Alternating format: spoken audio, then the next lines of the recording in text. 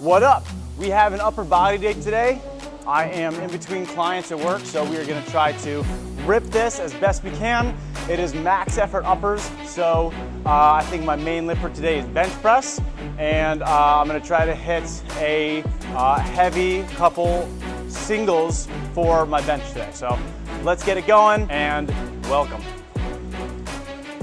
Whenever I'm working out at work, I always like to do this middle rack here. I just have so much open space, and I like to kind of just be right in the middle of it, you know? And when I'm here, I can also kind of just sit up and look outside, where if I was at the other racks, I would be able to do the exact same thing. Now that I'm saying that out loud, that doesn't really make much sense. Okay, so when I'm setting up, these J-hooks are these safeties are way too high, so I'm gonna take these out. I usually put them on the 10th setting. And I just made a Instagram post about this, about my bench press warm-ups. So I'm gonna do that exact warm-up because I love it so freaking much. When I was benching, I used to have my right arm lagging behind so frequently. Even though I'm a righty, it just didn't make much sense to me. And then I saw this warm-up about actually activating all your stabilizers. And it's not that my right arm was weaker, because it's my strong side.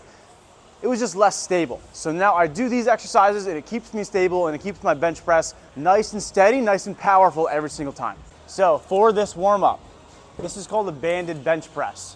So if you didn't watch the video, I'll do a little brief demonstration here. When we start with our banded bench press, I like to have my hands facing away, just like, I don't even know if you can see me here. All right, that's probably better. So when we're setting up for our banded bench press, hands, I like to have them facing away just to mimic the bench press. You are keeping tension in that band the whole time. Right now, the band wants to pull me back in, but I have to actively keep that apart, which is gonna work my shoulder blades, work my shoulders, all right? So I'm bringing the band all the way down to my chest. I go nice and controlled the whole time, and then press it all the way back up. That's 1. 2, as I'm doing this, I'm pinching my shoulder blades. 3, at the back. So make sure I'm engaging all my muscles, because this is bench press is basically a full body movement, not just a chest and tricep movement, but also you need your leg drive, but you also are using your back to help control the weight down to your chest, right? So 5 reps of this, and then we do our upside down kettlebell press, right? So we are upside down here, bringing that kettlebell all the way down. Try to feel the stretch in your chest, and then bring it all the way back up. The upside down aspect of it is gonna challenge your balance in your shoulder, your stability in your shoulder, and good. Okay, next side. And what I do with my non-working arm, which is this arm, now you can see it, I pinch the bench here so I'm not falling off, right? So I go down, feel the stretch, come back up. Again, this is nice and controlled the entire time, all the way up, all the way down. Feel the stretch? Yep, I feel it right here in my chest, and then push it all the way back up. So those are my 2 warm-up exercises. I'm gonna do 1 more round of that, and then I'm gonna get warmed up with my actual bench press. So you should never use your workout as a warm-up. You should warm up for your workout, okay? So this is the first superset, the first 2 exercises in my warm-up. I'm not just walking into the gym and working out. That's how you're gonna get injured. That's what 90% of people do, and that's why 90% of people aren't seeing the results that they want to in the gym, okay? Make sure you are warming up properly and effectively to actually see good results in the damn gym, okay? So we'll go 5 more here. I'll just speed it up for you guys.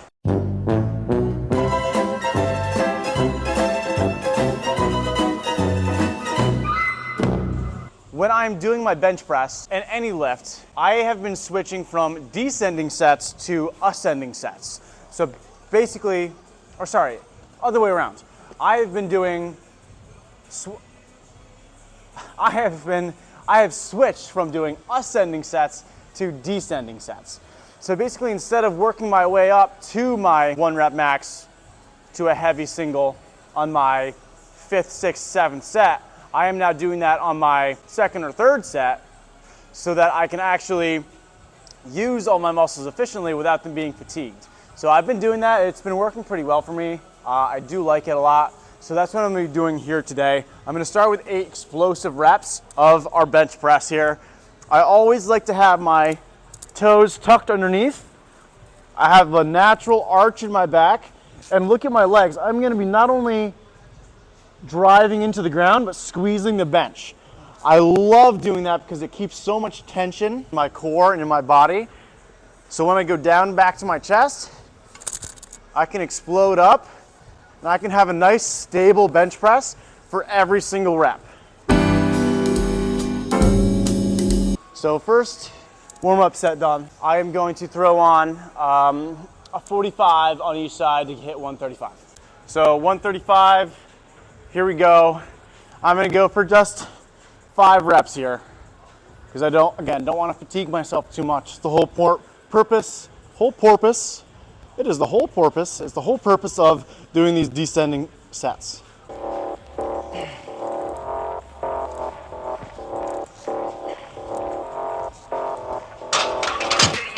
Good. People in the window. So something really, really important that people probably know but aren't doing correctly is rest. So when I'm doing these heavy ass sets, I'm taking 3 to 4, on the odd occasion 5 minutes rest in between each set to make sure that my body is resting properly. It is recovering in the short amount of time that I give it to recover, so that I can produce maximum force and maximum strength, maximum speed for these heavy sets, right? Usually when I'm doing my lighter and dynamic exercises, I only give myself maybe a 1 to 2 minute rest. Because for that one, I'm not straining my body as much. But for these exercises, there's gonna be a lot of tension, a lot of stress in my chest. So I need to make sure that I am properly resting. So at least 2, I would recommend 3 to 4 when you're going heavy and you're working anywhere in the 80% plus range for any kind of exercises. So I have one more set. I'm gonna do 225. I'm gonna hit for just 1 rep before I get into my, I'll do 3 reps. I'll do 3 reps before I get into my heavy singles. All right, so I've rested for about 3 minutes. I'm gonna hit this for 3, and then I'm gonna go into my heavy singles. My first one's gonna be 285, which is my current 1 rep max. And then I'm gonna try to stay as heavy as I can, but let's just focus on each set on its own, 1 set at a time, 3 reps here.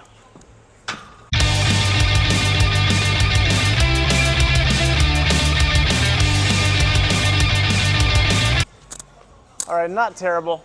Make sure that when you're doing these exercises, you're breathing properly too. That's the one thing that, again, people probably know but aren't doing correctly, is that they should be breathing. There's this thing called the Valsalva maneuver. I believe that's how it's pronounced. It's when you take a nice deep breath in, and then you brace your core by going out.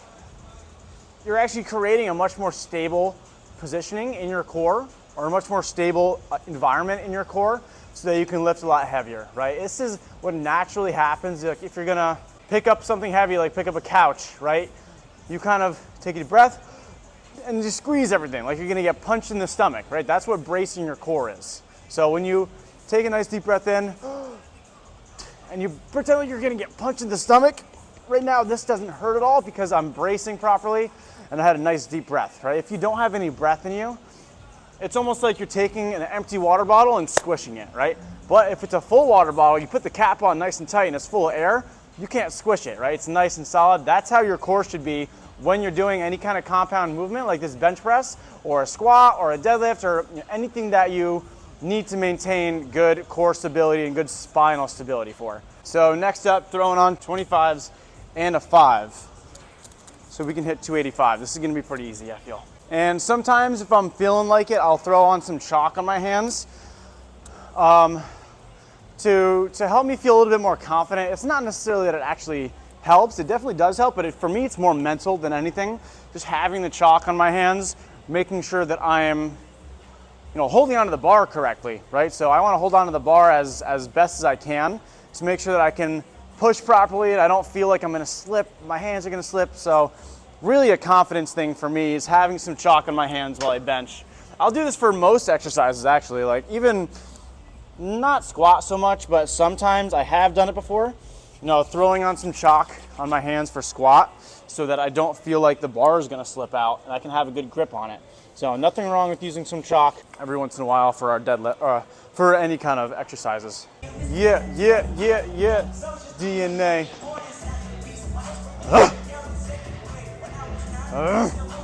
Come on. 1 rep.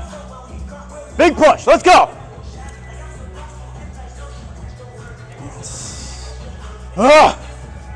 Let's go, come on. 1 rep.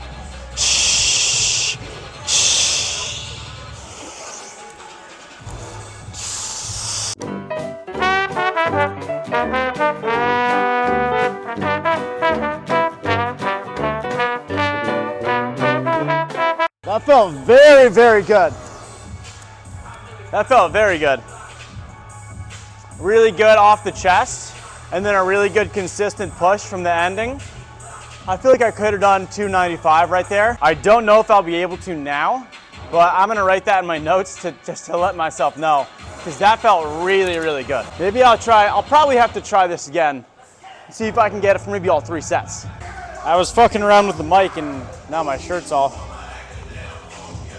chalky. There are only 4 fundamental movement patterns: a horizontal push, horizontal pull, vertical push, vertical pull. For all the different upper body exercises you could possibly want, main exercises, you know, obviously you can do like lateral raises, accessory movements, biceps, triceps, but for the 4 main movement patterns for upper body are those 4 that I just said. So I throw on 2.5s right now. Oh man, I'm doing it. 3.5 minutes rest complete. Let's get to the zone. Gotta get a big push here, big push here. Come on. Come on, come on, come on.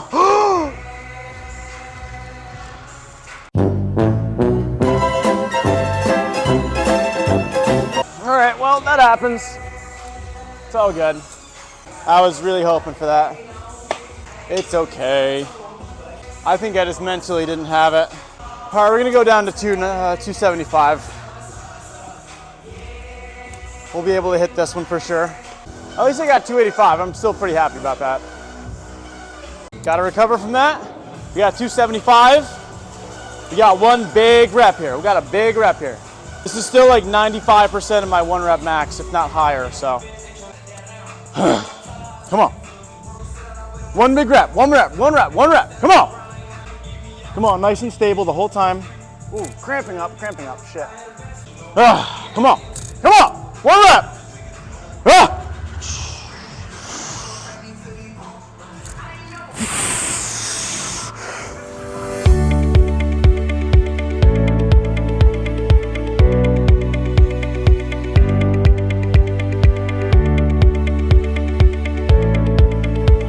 Oh, damn, that was hard. Oh. Had to do it to him. Had to do it to him. Come on. I'm gonna drop down to 225 and hit a set of 5. So 225 obviously isn't a crazy amount for me, but after my 3 heavy singles, actually I did a double, the last one was a double. After those 4 last reps, only 3 completed reps, my muscles are already feeling pretty fatigued only after those 4 reps. So this is about 80% of my 1 rep max, which is usually kind of like what a 5 RM equates to. So this is still gonna be difficult. I've hit this for 10 at the end of a workout before, so 5 reps should be relatively easy. If it feels really good, I'm gonna try to get 6, but I do have to move on, so I'm not gonna do any more sets after this. So it's been 3 minutes, a little bit less rest on this set.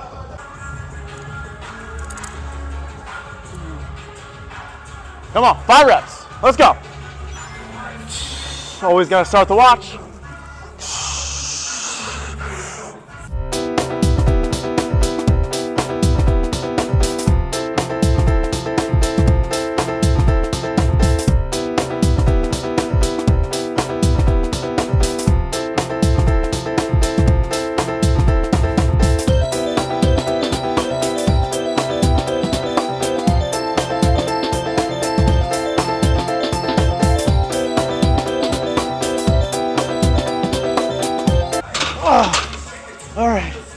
Probably could have squeezed out 1 or 2 more, but left some in the tank.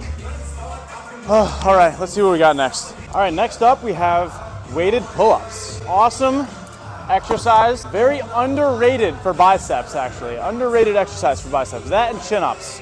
I really only hit biceps like once or twice a week. This is always one of those times where I'm hitting biceps. I always count this as biceps. How I progress my pull-ups, I start at 4 or 5 reps, and then every week I try to bump it up to 6, to 5, 6, 7, 8 is usually my max, and then I drop it back down to 4 or 5 again. So last time I was doing 35 pounds, and I did 8 reps. So now I'm gonna try 45 pounds, which will be my first ever time 45 with 4 reps. So pull-ups, hands are facing away. I always have this chain in my backpack. I got it from Amazon. And I just loop it around the metal part of my belt. This isn't an actual pull-up belt, but it does the job. And it's pretty solid, so. Ooh, okay. I think I need to move this bench back too a little bit. Gotta waddle back with this big freaking. This is gonna be a 4-rep PR because I've never done weighted pull-ups with 45s before. All right, let's try it out.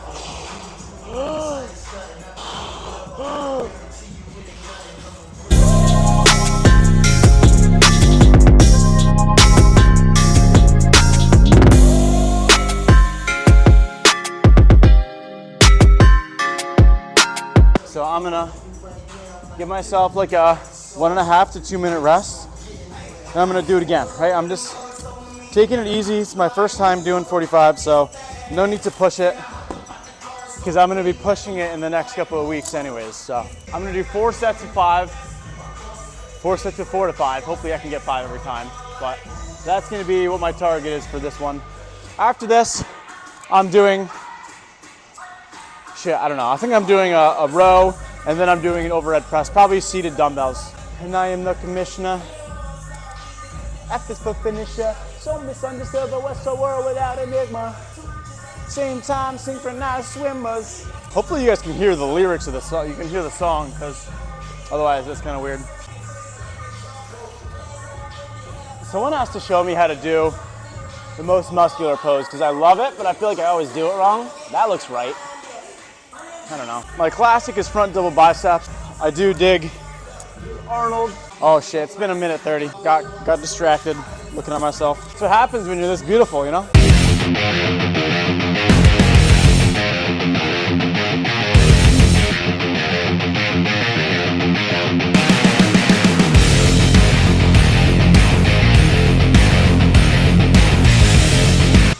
Nice, felt good. If you don't put your damn equipment away, if you're at the gym, especially if you're a public gym, like an LA Fitness or the Edge or something like that, I mean, that's just inconsiderate. And I mean, I feel obligated to here because I freaking work here. Even if you don't work at your gym, which most people don't freaking work at the gym, put your stuff away, put your equipment away. What are you doing? Think about yourself. It's just selfish. It shows the lack of character that you have. You know, if you think you're a good person, put your stuff away. Same thing with returning your shopping cart. It's like, it's the decency of putting your stuff away to just show that you actually care about other people. It doesn't matter if there's someone else that works there that is paid to clean up after you. Like, they're a person. Why would you want to make them do more work, right? Just be a good person. All right, 2 minutes on the dot. Let's get it rolling. All right, 2:10 on my watch. Last set here. If I don't get all 5, which I feel like I maybe not, I'll have to rest for a second. I'll do an eccentric for the amount that I don't get.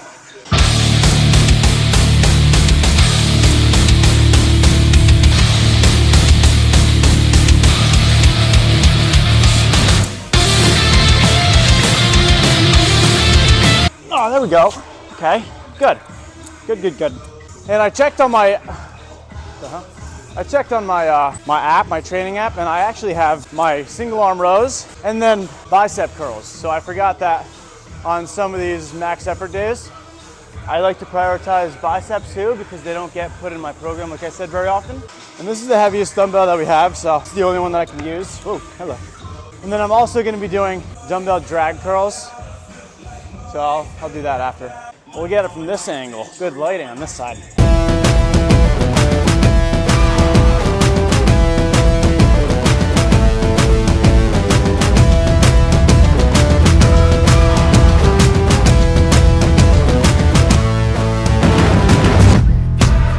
I keep looking at the door. I don't know why.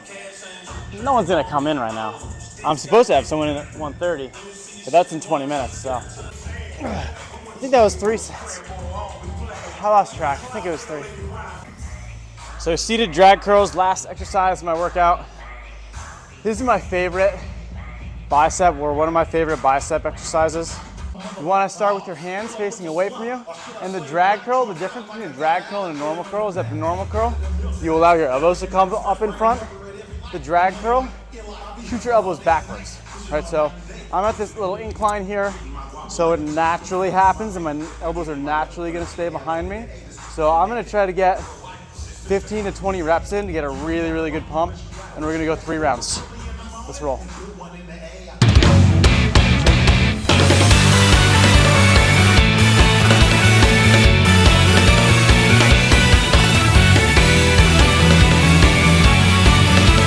Pretty good pump in with that. That's only 1 set. I'm gonna just give myself a 1-minute rest. I'm gonna try to get the same. I've got 15 minutes until my guy's coming in, so 2 more sets should be done pretty quick. I just have to change my shirt, give myself a little spray of deodorant. I always have emergency deodorant in my workout bag, just in cases like this, where I figure that I can squeeze a workout in. So 3, 2, 1, let's get it again.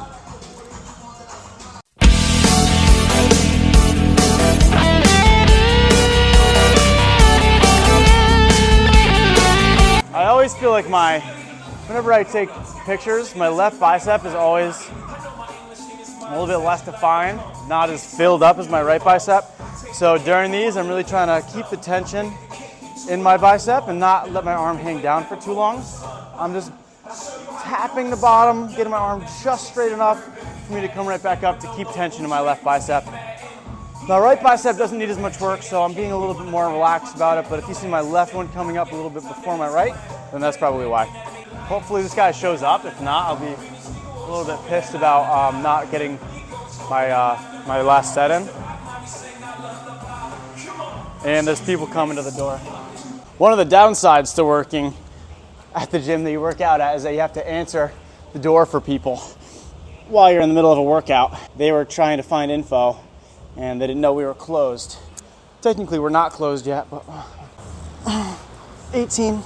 Oh my God. 19.